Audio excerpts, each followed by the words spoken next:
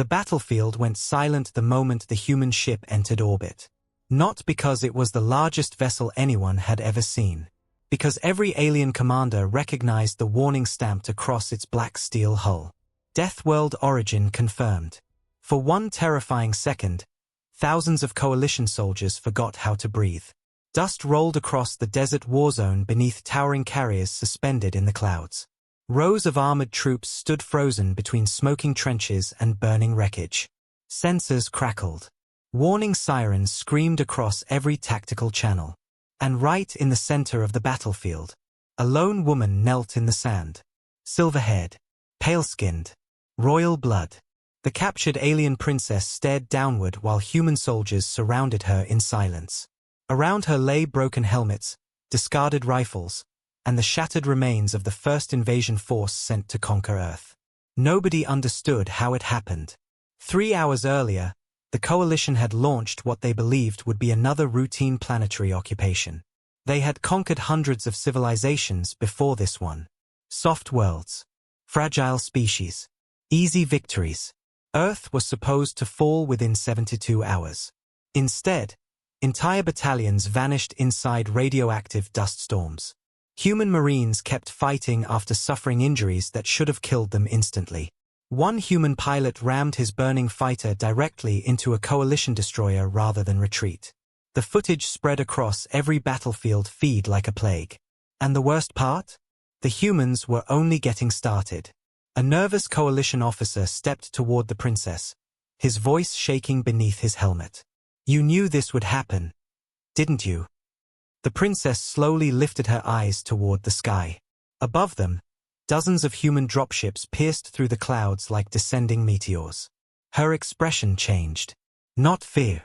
Pity. "You still don't understand," she whispered. Then the ground began to shake. Heavy. Rhythmic. Violent. Thousands of human soldiers were approaching through the storm beyond the dunes. Not retreating. Advancing. Another transmission suddenly hijacked Coalition communications across the entire front line. The signal came from Earth itself. "Calm. Cold. Human. You were warned not to attack a Deathworld." Then the feed cut to black. For a brief moment, nobody moved. Because deep down, every alien soldier standing in that desert realized the same horrifying truth at exactly the same time. This was never an invasion. It was humanity's introduction.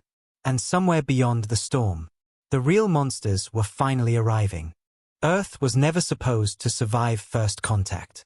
That was the Coalition's first mistake.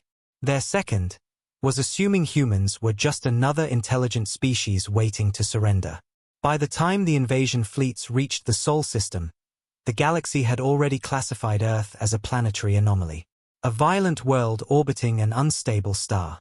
Hurricanes strong enough to erase cities. Oceans capable of swallowing continents.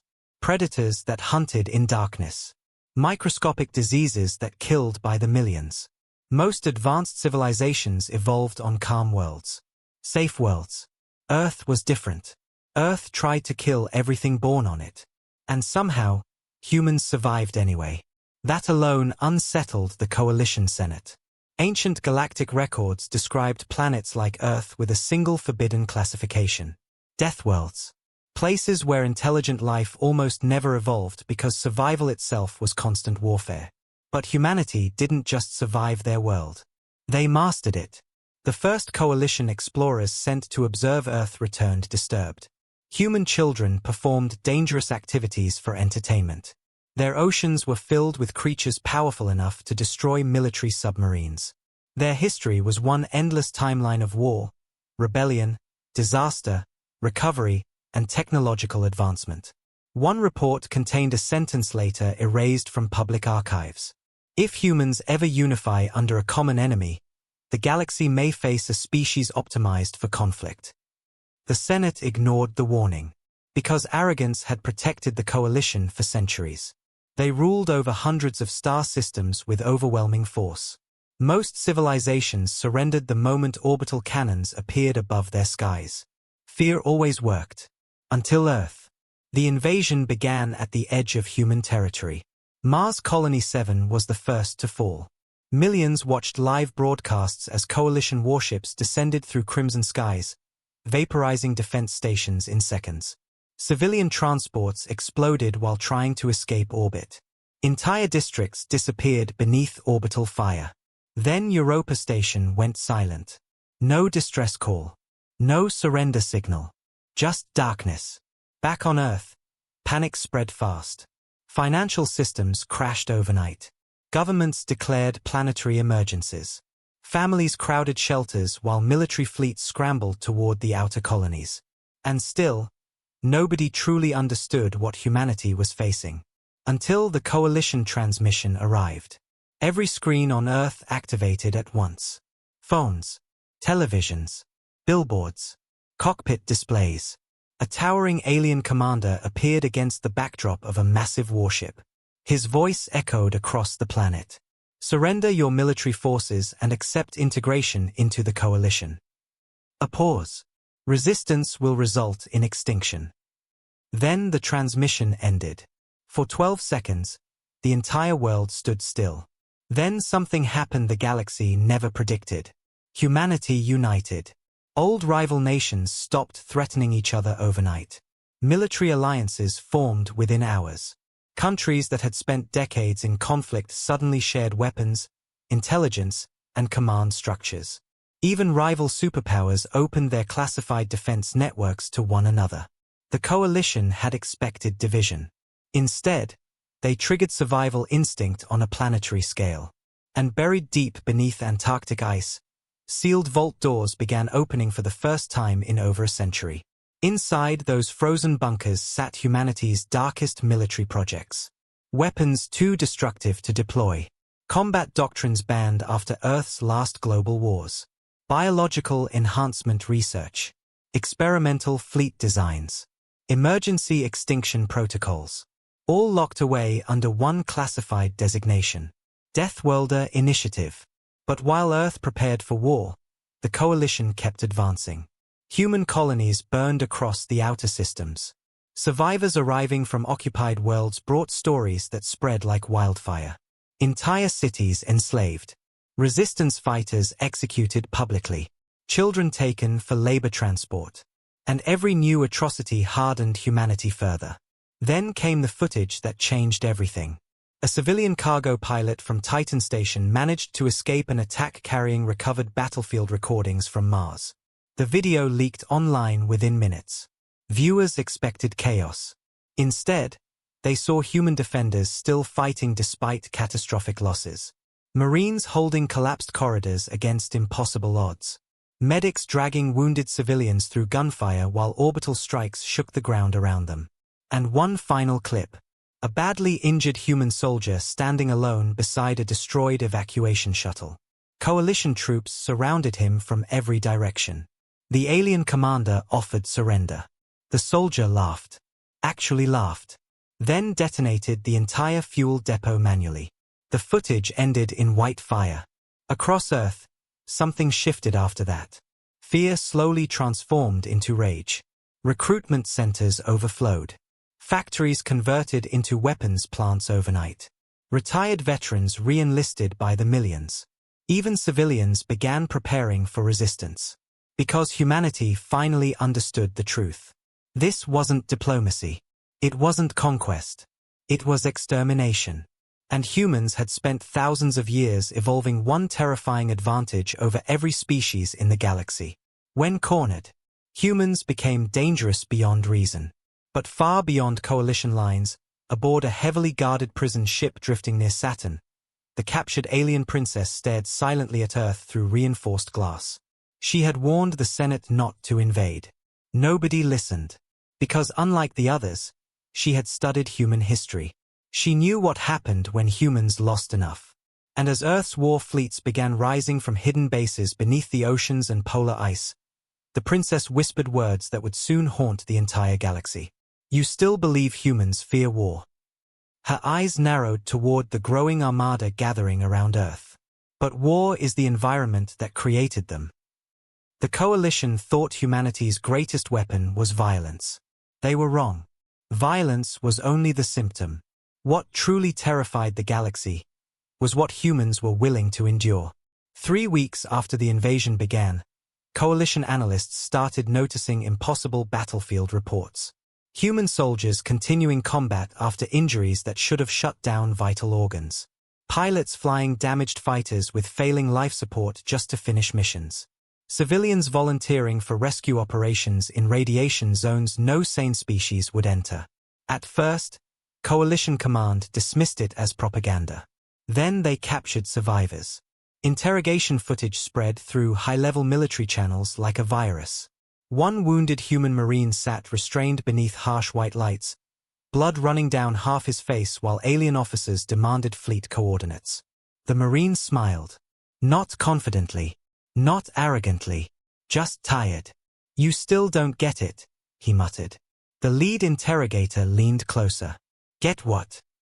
The Marine looked directly into the camera. "You invaded the wrong species." Then he triggered a hidden explosive charge implanted beneath his own armor. The recording cut instantly. By the next morning, Coalition interrogation protocols were rewritten across every occupied system. Because for the first time in centuries, alien commanders were becoming afraid. Not of human technology, of human mentality. The galaxy had evolved beyond primitive survival instincts long ago. Most advanced species avoided emotional extremes because fear and aggression clouded judgment. Humans did the opposite. Fear sharpened them. Loss united them. Pain fueled them. And the more pressure humanity faced, the more dangerous they became. That realization hit hardest during the Battle of Callisto Ridge. Coalition forces had trapped nearly 4,000 human defenders inside a mining settlement beneath Europa's frozen surface. Supply lines were destroyed. Oxygen systems failing. No escape route. Coalition commanders offered surrender terms twice. Humans refused twice. Then the lights inside the settlement suddenly went dark. Thermal scanners showed hundreds of human soldiers voluntarily shutting down their heating systems to conserve power for civilians trapped deeper underground. Alien officers couldn't understand it. The temperature inside the tunnels dropped far below survivable limits. Yet the humans held position for 16 straight hours. When Coalition troops finally breached the outer corridors, they found frozen human bodies still gripping their weapons. And behind them, every civilian was alive. The footage spread everywhere. Across military outposts. Across civilian worlds. Across the Coalition Senate itself. For the first time, whispers started spreading through alien populations. Maybe humans weren't prey. Maybe they were something worse. Then came another discovery. Humanity didn't fight like a unified empire. They fought like a species defending family. That difference changed everything. Coalition psychology experts studied intercepted human communications expecting strategic coordination. Instead, they found soldiers sending voice messages to children before battles. Medics risking evacuation ships for strangers. Entire platoons refusing retreat orders because wounded teammates were still trapped behind enemy lines. One Coalition scientist summarized it in a classified report. Humans display irrational pack bond behavior extending beyond genetics or territorial hierarchy. The report paused there before adding one final sentence. This makes them militarily unpredictable. But the true turning point came aboard the prison vessel carrying the alien princess. For weeks, Earth Command interrogated her carefully, trying to understand why the Coalition feared the term Deathworlders so deeply. At first, she refused to answer. Until she witnessed something impossible. A damaged human supply ship emerged near Saturn carrying refugees from a destroyed colony. The vessel was barely operational. Engines failing. Hull collapsing. Coalition raiders attacked before docking procedures finished. Without hesitation, nearby human warships abandoned tactical formation to protect the civilians. It was a terrible military decision. Risky. Emotional. Illogical. And it worked. Human pilots flew directly into enemy fire to buy evacuation time. Boarding teams sacrificed entire squads holding breached corridors while children escaped through emergency transports. The princess watched the battle unfold in silence. Then she finally spoke. "You still think your strength comes from surviving Earth," she said quietly. A human admiral turned toward her. Doesn't it? The princess slowly shook her head. No. She stared through the command deck window as burning ships drifted through Saturn's rings. Your strength comes from surviving for each other. The room fell silent. Because deep down, every human officer knew she was right. Earth's gravity made humans strong. Its predators made them resilient. Its wars made them adaptable. But empathy? That made them unstoppable. Humans would cross impossible distances for people they loved, fight hopeless battles for people they barely knew, and unleash absolute destruction against anyone threatening their home. The coalition had prepared for warriors. They were not prepared for protectors. And as Earth's hidden fleets continued gathering beneath polar ice, ocean trenches, and lunar shipyards, humanity's real strategy finally became clear. They were letting the coalition advance deeper, drawing enemy fleets farther from supply chains, stretching occupation forces across dozens of systems. The entire retreat had been intentional. By the time Coalition High Command realized it, the trap had already closed. Because somewhere in deep space, beyond the outer edge of the Sol system, thousands of newly armed human warships powered their engines simultaneously. And for the first time since the war began, humanity stopped defending. Now they were coming forward, and the galaxy was about to learn why Deathworld species were never pushed into extinction twice. The coalition thought Earth was retreating. That was the final mistake. Because while alien fleets celebrated victory across occupied systems, humanity was quietly pulling them into a kill zone. And by the time they realized it, it was already too late. The coalition's Grand Assault Force entered Earth's orbit under complete confidence. Thousands of warships blacked out the sky from horizon to horizon. Massive carriers drifted above the atmosphere while orbital cannons locked onto every major city below. Across the galaxy, billions watched the live transmission. The end of humanity had arrived. Or so they thought. Deep beneath the Atlantic Ocean, hidden seismic alarms suddenly activated. Then the ocean split open. Gigantic human warships erupted from beneath the water like ancient sea monsters awakening after centuries of sleep. Black armored hulls rose through crashing waves while missile batteries unfolded toward the sky. At the same moment, mountains across Earth's continents exploded outward. Coalition scanners immediately failed. Because entire human defense networks had been buried inside mountain ranges, glacier, deserts, and ocean trenches long before the war ever began. Humanity hadn't spent weeks preparing defenses. They had spent generations. The first strike hit the Coalition Command Fleet without warning. Orbital rail cannons hidden beneath Antarctica punched through alien carriers in seconds. Nuclear-tipped missiles launched from underwater silos across the Pacific. Swarms of human fighters burst from underground launch tunnels beneath ruined cities the aliens thought were abandoned. Then Earth's moon opened fire. Coalition admirals froze as massive weapon platforms emerged from the lunar surface itself. Humanity had weaponized an entire celestial body. Panic spread instantly through alien formations. But the real horror hadn't even started yet. Because all across occupied human colonies, resistance cells activated simultaneously. Sabotage charges detonated inside coalition supply depots. Captured human engineers turned defense grids against their occupiers. Entire prison camps revolted at once. The invasion force suddenly found itself trapped between Earth's counterattack and uprisings behind enemy lines. It wasn't a desperate defense. It was coordinated annihilation. Aboard the coalition flagship, alarms screamed non-stop while commanders fought to regain control of collapsing battle lines. Then the alien princess entered the bridge under armed guard. Her eyes scanned the tactical displays in silence. Burning fleets. Destroyed supply routes. Human attack formations surrounding retreat corridors. And slowly, she understood the truth. Humanity had intentionally sacrificed territory early in the war. Not because they were losing. Because they were hunting. The realization drained all color from her face. "You overcommitted," she whispered. The Coalition Supreme Commander turned toward her sharply. "What did you say?" She stared at the shrinking escape routes on the holographic map. "You sent your entire military into a Deathworld species territory. Then the lights flickered. A violent tremor shook the flagship. Human boarding torpedoes had breached the hull. What followed became the most feared footage in galactic history. Helmet recordings from Coalition soldiers showed armored humans storming corridors through fire and decompression alarms. Some fought in complete vacuum after losing oxygen feeds. Others continued advancing despite catastrophic injuries. One clip showed a human Marine shielding wounded teammates from an explosion with his own body, before standing back up seconds later to continue fighting. Coalition morale shattered, because humans weren't behaving like civilized soldiers anymore.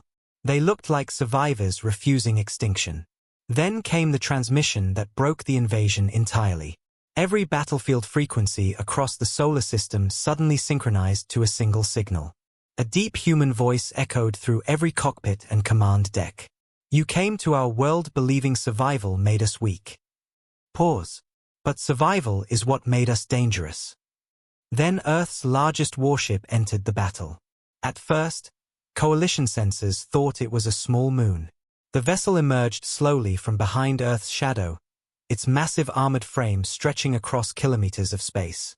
Black steel, Arctic insignias, planetary siege cannons glowing beneath layers of reinforced armor. Its name spread through Coalition communications like a death sentence. HFS Ragnarok.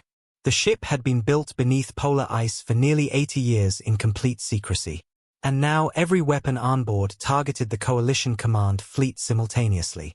The first volley erased 12 carriers instantly. The second shattered the enemy flagship's shields. The third broke the invasion completely. Across orbit, alien formations collapsed into chaos. Ships rammed each other trying to escape firing lanes. Emergency retreat orders flooded every remaining channel. But human fleets kept advancing. Relentless. Unstoppable. The same species the galaxy mocked for being emotional now fought with terrifying precision fueled by pure rage. And suddenly, for the first time in recorded galactic history, the invaders ran. Human fighters chased fleeing Coalition ships beyond lunar orbit while resistance forces reclaimed occupied colonies one by one. By the end of the battle, the largest military alliance in galactic history no longer existed as a unified force. Earth had shattered it in a single day. But as burning wreckage drifted silently above the planet, the alien princess stood beside a shattered observation window aboard the dying flagship. She watched human rescue ships already moving toward damaged enemy survivors. Even now, even after everything, humans were still saving lives. And that terrified her more than the battle itself. Because she finally understood the truth no one in the galaxy had seen coming. Humanity didn't win because they loved war. Humanity won because they were willing to become monsters, for the chance to protect home. The war ended in 72 hours. Not because humanity conquered the galaxy. Because after Earth's counterattack, nobody wanted to fight humans ever again. Across Coalition space, emergency transmissions flooded every remaining command network. Entire invasion fleets vanished during retreat. Military governors abandoned occupied systems overnight. Civilian worlds once loyal to the Coalition began demanding immediate surrender terms before human forces reached their borders. Panic spread faster than the war itself. Because the footage coming out of Sol terrified everyone. Not just the destruction. The humans. Alien populations watched recordings of human rescue crews pulling wounded enemy soldiers from burning ships. Human medics treating prisoners moments after battle. Entire Earth fleets halting bombardments once civilians were detected nearby. None of it made sense. The Coalition had invaded their homeworld, burned colonies, executed civilians. And still, humanity chose restraint. That was the moment fear turned into something far more dangerous. Respect. Back on Earth, the skies slowly cleared for the first time in weeks. Burning debris streaked across the atmosphere while massive reconstruction ships descended over shattered cities. Emergency sirens faded beneath the sound of rescue transports moving through ruined streets. Humanity had survived. But survival came with scars. Millions were dead. Entire colonies gone. Families separated across destroyed systems. And yet everywhere the cameras turned, humans kept rebuilding.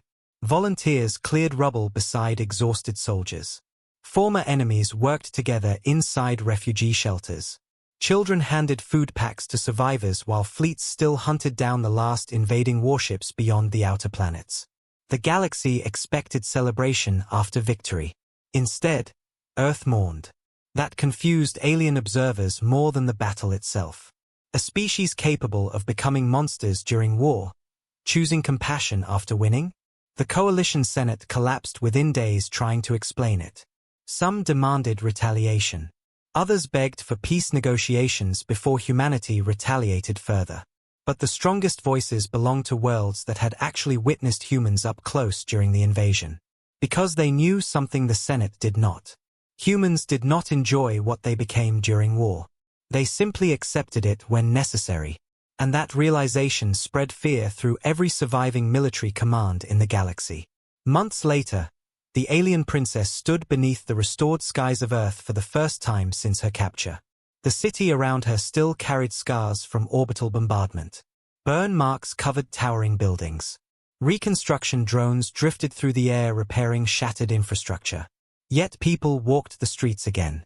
Laughing. Living. Refusing to stay broken. The princess watched silently as human civilians passed injured veterans with quiet respect. Nobody treated them like conquerors. They treated them like protectors. A human child suddenly approached her near a memorial wall covered in names of the fallen. The little girl held out a flower. "For the people you lost too," she whispered. The princess froze. Her species had spent centuries believing empathy was weakness. Compassion made civilizations vulnerable. Mercy prolonged conflict. That belief built the Coalition. And now its empire lay in ruins because humanity believed the opposite. The princess slowly accepted the flower. For the first time since the war began, she finally understood Earth. Humanity's greatest weapon was never their fleets. Never their soldiers. Never even their willingness to fight. It was their refusal to lose their humanity after surviving horror. Years passed. The war became legend. Across alien academies, military officers studied the fall of the Coalition as mandatory doctrine. New recruits learned about Earth before learning battle strategy. One lesson appeared in every textbook across known space. Never force a Deathworld species into extinction conditions. Especially humans. Because once humanity believed home was threatened, they stopped thinking about survival as individuals. They fought like a single organism. A single furious species. And no empire in galactic history had ever survived that. But humanity didn't use victory to dominate the stars. Instead, Earth helped rebuild shattered worlds on both sides of the war. Human engineers restored damaged colonies once occupied by the Coalition. Medical fleets traveled system to system treating civilians regardless of species. Slowly, former enemies became allies. Trade routes reopened. Borders stabilized. And for the first time in generations, the galaxy experienced something unfamiliar. Peace. Real peace. Then one night, deep beneath Arctic command ice, Earth's long-range detection network intercepted a signal from beyond known space. Unknown origin. Unknown language. Unknown fleet size. Every military system on Earth immediately shifted to alert status. Inside the command center, older veterans exchanged uneasy looks as the transmission repeated across darkened screens. The alien princess, now Earth's closest diplomatic advisor, listened carefully to the distorted signal. Then her expression changed. Fear. Not for herself. For humanity. A nearby officer noticed immediately. What is it? The princess stared toward the stars beyond the frozen ceiling overhead. That signal, she whispered slowly. I've heard it before. Silence filled the room. Then came the final transmission. One sentence. Cold. Ancient. Hungry. Deathworld located. Across Earth, warning sirens began rising once again. And somewhere far beyond the edges of explored space, something was already coming. This time, humanity wouldn't be fighting an empire. They would be fighting the thing even the galaxy feared to name.